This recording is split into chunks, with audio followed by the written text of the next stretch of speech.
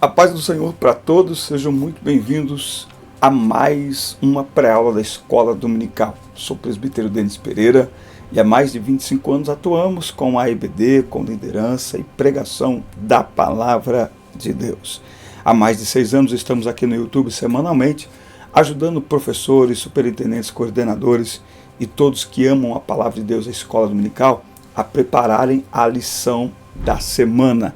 Por isso pegue Bíblia, revista, papel, caneta, bloco de notas e vamos juntos preparar mais uma aula da Escola Dominical. Se você não estiver inscrito no canal ainda, inscreva-se e ajude-nos a chegar a 30 mil inscritos. Por aqui eu conto com você. Deixe o seu comentário, fale para nós de onde você nos assiste, para sabermos até onde está indo o alcance do nosso trabalho. Aqui na descrição do vídeo, preste atenção, você encontra minhas redes sociais para conhecer melhor o nosso ministério. Viajamos ministrando a palavra de Deus e aqui também tem o meu WhatsApp, através do qual eu recebo o seu contato para atender a sua igreja, o seu departamento, para atender o seu evento. E será um prazer estarmos juntos este ano para adorarmos a Deus. Aqui você encontra o meu Instagram, onde tem mensagens, trechos de pregações e reflexões e respostas às perguntas, principalmente da juventude também. Aqui você encontra também 2 links muito importantes, está aqui na descrição, abre aí porque são 2 presentes para você. Um é o treinamento Transforme Suas Aulas, para você assistir, fazer esse treinamento aí no conforto da sua casa, na tela do seu smartphone ou na sua Smart TV. Um treinamento para aprimorar o seu chamado, para melhorar a sua atividade enquanto professor da escola dominical. E você encontra aí também um segundo link, que são 2 livros em PDF de minha autoria, um sobre propósito, outro sobre relacionamentos. Está tudo aí à sua disposição, é só abrir os 2 primeiros links na tela, tá certo? Pegue Bíblia, revista, caneta, papel, bloco de notas, vamos juntos preparar mais uma aula da Escola Dominical.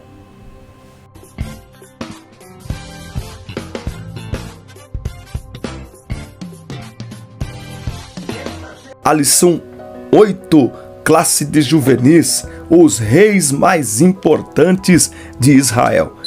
Pelo que disse o Senhor a Salomão, visto que houve isso em ti, que não guardaste o meu concerto e os meus estatutos que te mandei, certamente rasgarei de ti este reino e o darei ao teu servo. Este é o texto base aqui para a nossa lição. Nós vamos falar aqui sobre Davi, nós vamos falar aqui sobre Salomão e sobre a divisão do reino.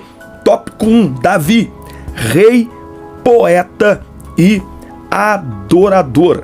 Olha só, uma das coisas que o tópico 1.1, Davi rei, ele vai mostrar aqui é que Davi, ele priorizou a presença de Deus. Ele termina dizendo que Davi conseguiu restaurar o culto a Deus e a adoração entre os israelitas. E a principal façanha de Davi foi trazer de volta a Arca da Aliança, que tinha sido roubada aí pelos filisteus. Foi pelos filisteus, irmãos? Foi pelos filisteus aí, irmão? Se foi pelos filisteus, marca aí se foi. Se não foi, coloque a informação correta aí, que a gente não sabe de tudo aqui também não.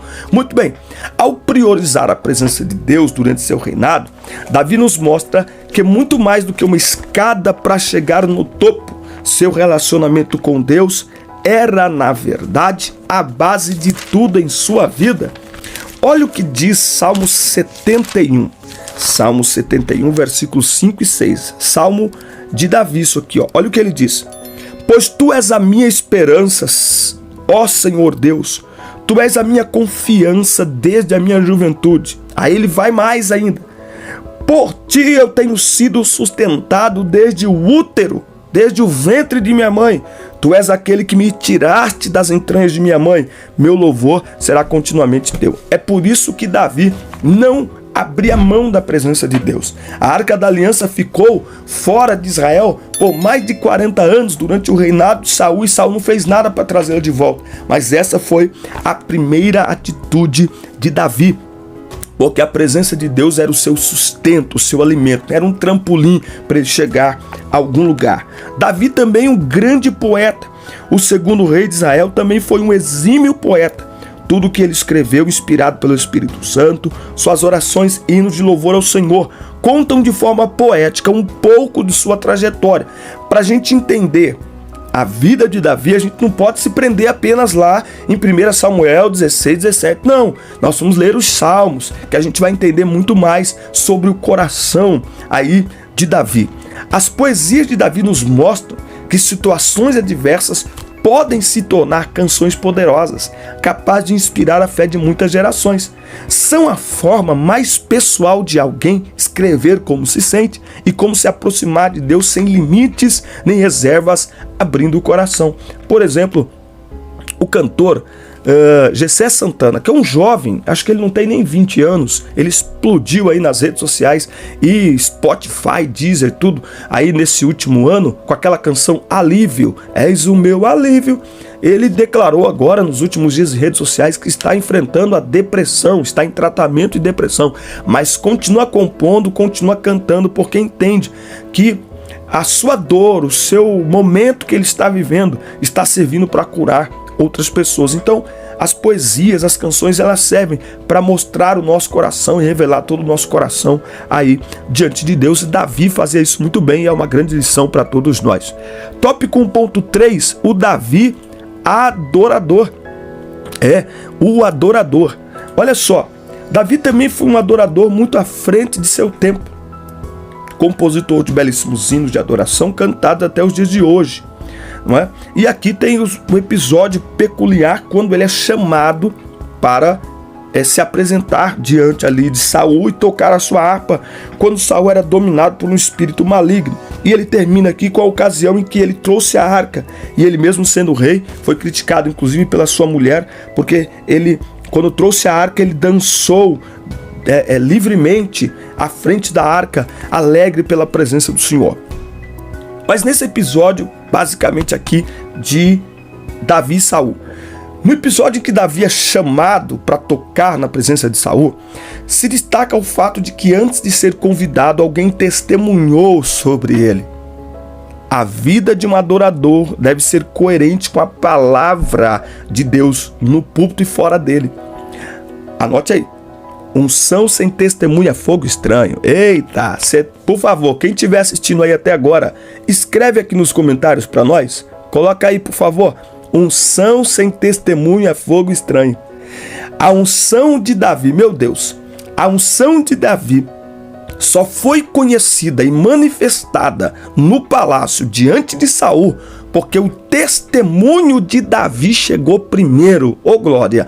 Antes de Davi chegar ao palácio, antes da unção de Deus se manifestar através de Davi, alguém testemunhou sobre ele, e o testemunho foi poderoso. Olha, eu conheço um jovem, ele toca bem, o Senhor é com ele é bom de palavra, ele tem bom testemunho. Então, escreve essa aí, irmão, escreve nos comentários e leva para a sala de aula, escreve na parede: unção sem testemunho é fogo estranho. Essa turminha não pode vislumbrar alguém, entrar num relacionamento por causa de unção. Antes de olhar a unção, veja testemunho, porque tem gente que aí manipulando a unção.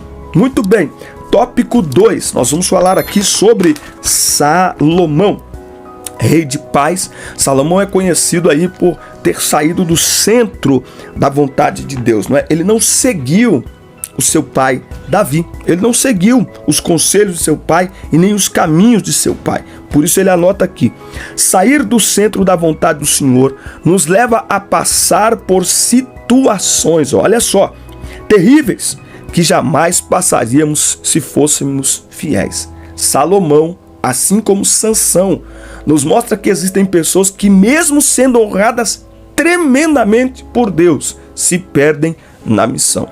A maior lição que eu aprendo é: não se perca na missão. Mais um comentário aí, por favor. Escreve aqui para nós nos comentários, isso ajuda a gente. Quando você comenta aí, o YouTube diz: olha, o pessoal tá gostando desse conteúdo, vamos divulgar para mais gente. Comenta aí, irmão. Comenta aí, escreve aí assim, ó: não se perca na missão. Sansão se perdeu na missão. Lá no finalzinho, tudo bem, ele voltou, beleza, mas ele se perdeu. Sansão é mais conhecido pelo seu episódio negativo ali com Dalila do que pelo poder de Deus na sua vida. Saul se perdeu na missão e Saul não se arrependeu. Salomão se perdeu na missão, no final da sua vida se arrependeu. Mas Salomão também é muito mais conhecido pelas suas mancadas. E Judas se perdeu na missão e não se arrependeu. Então escreve aí nos comentários: não se perca na missão. Muito bem. 2.2 também, o rei que edificou o templo. A palavra de Deus nos relata que Davi tinha um desejo de construir o templo, mas foi impedido pelo próprio Deus porque ele tinha sangue ali em suas mãos. Tá? Mas Deus permitiu que Davi fizesse o projeto e passasse a Salomão, seu filho, o sucessor do trono. Então, Sansão se envolveu profundamente na construção do templo, ou seja, na obra do Senhor, mas por meios errados, fora da vontade de Deus. Qual é a lição que a gente aprende? Muitos têm se destruído, não é sido destruídos, que aí é como se fosse algo de terceiro, não. Muitos têm se destruído a si mesmos pelo ativismo religioso. Cuidado com as alianças. Os fins não justificam os meios. Fazer a obra de Deus não significa que Deus está aprovando os meios que estamos usando para fazer a sua obra. A grande lição está aí com Salomão. Salomão também foi um sábio escritor. Seus textos são referência universal até hoje, reconhecidos como escritos de sabedoria, por ser ele o homem mais sábio do mundo. Eu acho fantástico esta imparcialidade bíblica. Ela nos mostra as falhas dos nossos heróis. Com isso podemos aprender que Deus usa vasos imperfeitos, mas, meu Deus do céu, que é isso, irmão? Você tem que escrever isso aí nos comentários, irmão. Você tem que escrever isso nos comentários. Isso você tem que pegar essa aula e compartilhar. Deus está falando, meu Deus do céu. Deus usa vasos imperfeitos, mas não aprova nossas imperfeições. Entendeu? Aprendemos também onde não errar, ou melhor, onde acertar na nossa vida com Deus. É por isso que os erros destes homens estão escritos aqui, para nós aprendermos onde acertar diante de Deus. E ele termina aqui os seus escritos em Eclesiastes. Eu quero ler aqui 12, 13 e 14. Essa turma hoje fica dizendo que pode fazer tudo, não dá nada não tem problema nenhum. Você pode fazer tudo? Pode, faça o que você quiser. Mas olha o que diz Salomão, Eclesiastes 11, verso 9. Olha só: alegra-te, ó jovem, na tua juventude, e recreie-se o teu coração nos dias da tua mocidade, e anda nos caminhos do teu coração e pela vista dos teus olhos. Sabe, porém, que por todas estas coisas Deus te trará a juízo. E olha o que ele diz aqui no final de sua vida, já muito mais experiente. Olha o que ele diz, verso 13 e 14 de Eclesiastes 12. Vamos ouvir a conclusão de toda a questão. Teme a Deus e guarda os seus mandamentos, porque isto é o dever de todo homem. Porque Deus há de trazer toda obra a juízo, com cada coisa secreta, quer seja boa, quer seja má. Então, quer viver do jeito que quer, fazer o que quer, fique à vontade, mas está avisado que lá no final vai ser chamado para a salinha de Jeová, e ele vai dar uma chinelada, e tem gente que complica a situação. Tópico 3 aqui, a divisão do reino, né? Qual foi a causa da divisão do reino? O rei Salomão tomou para si muitas mulheres e concubinas estrangeiras. Deus já o havia alertado a não se casar com mulheres de outros povos, para não se contaminar com seus costumes, práticas e adoração a falsos deuses. A mistura sempre foi um problema entre o povo de Deus. Conviver com pessoas de outras culturas e religiões por motivos de vizinhança, trabalhos, estudos é uma coisa. Nós estamos no mundo. Jesus, quando orou pelos discípulos, não disse assim, aliás, ele disse: não peço que os tires do mundo, mas que os livre do mal. Na oração do Pai Nosso, não nos deixes cair em tentação. Então nós estamos no mundo, nos relacionamos com pessoas das mais diversas crenças, dos mais diversos estilos de vida e culturas de comportamento, mas nós não podemos nos misturar, fazer aliança. E olha que tem gente que está fazendo aliança em nome de Deus, achando que Deus aprova. A lição está aqui: Deus não aprova. Portanto, se relacionar intimamente com alguém é totalmente diferente, nocivo e perigoso. Vamos lá olhar aquele texto, não é? Que o pessoal tenta achar um jeitinho, mas esse texto, o texto sobre o jugo desigual. Olha o que Paulo diz, vamos ler. 2 Coríntios 6,14. Não estejais unidos em jugo desigual com incrédulos, pois que companheirismo tem a justiça com a injustiça, e que comunhão tem a luz com as trevas, e que harmonia há entre Cristo e Belial, ou que parte tem o crente com o infiel, e que acordo tem o templo de Deus com os ídolos, porque vós sois o templo do Deus vivo, como Deus disse: eu habitarei neles e andarei entre eles, e eu serei o seu Deus, e eles serão meu povo. Portanto, saí do meio deles e separai-vos, diz o Senhor.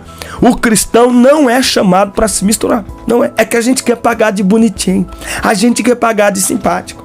E sempre que o assunto é jugo desigual, alguém aparece dizendo assim: não, mas eu conheço alguém, eu conheço uma tia minha que era crente e casou com um católico. Eu conheço alguém que era crente e casou com um espírita, e eles vivem bem, tá tudo bem. Eu tenho notado ultimamente que, quando o assunto é jugo desigual, as pessoas estão usando como exemplo questões que são exceções e não a regra. E como existem muitos casamentos entre cristãos destruídos em ruínas, então eles começam a olhar e dizer assim: tudo bem, mas gente, presta atenção. Quando a Bíblia fala de jugo desigual, primeiro ela está falando para o coletivo. Ela está falando para todo mundo. É um princípio coletivo, certo? É para todo mundo.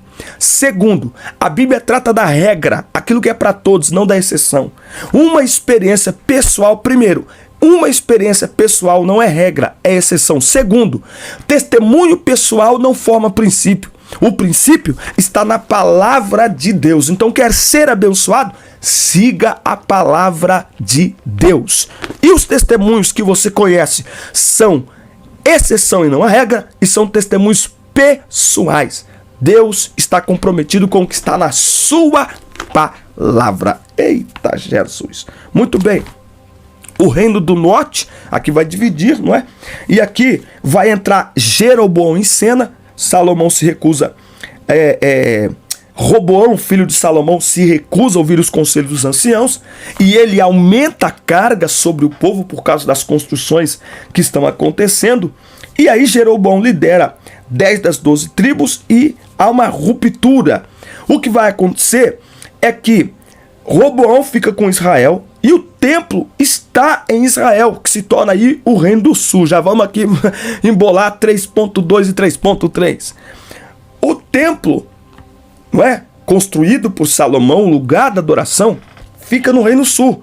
Só que o reino do sul agora está sob a liderança de Roboão, com a tribo de Judá e a tribo de Benjamim e Jerusalém como capital. No reino do norte, o que Jeroboão faz? Roboão, reino do sul. O que Jeroboão faz com as 12 tribos? Ele então constrói 2 altares, um em Betel e outro em Dan, para o povo cultuar. Só que, ao invés de cultuar a Deus, eles começaram a praticar a idolatria. Eles começaram a adorar outros deuses. Então anote aí, essas pontuações são muito importantes. As decisões do sábio Salomão não foram sábias e trouxeram consequências terríveis a toda uma nação. Davi lutou para aproximar o povo de Deus. Jeroboão, filho de Salomão, afastou o povo de Deus. Davi seguiu a Deus e nos deixou um legado de honra. Salomão também foi um homem honrado, mas seus deslizes falam mais alto que seus acertos, pois as consequências foram trágicas e abrangentes. Qual legado você deixa por onde passa? E qual que é a nossa conclusão? Nossas escolhas são opcionais, mas a colheita é obrigatória. O problema é que quanto maior for a posição, maior será a abrangência da consequência. Por isso a Bíblia diz em Lucas 12:48, a quem muito é dado, muito será cobrado.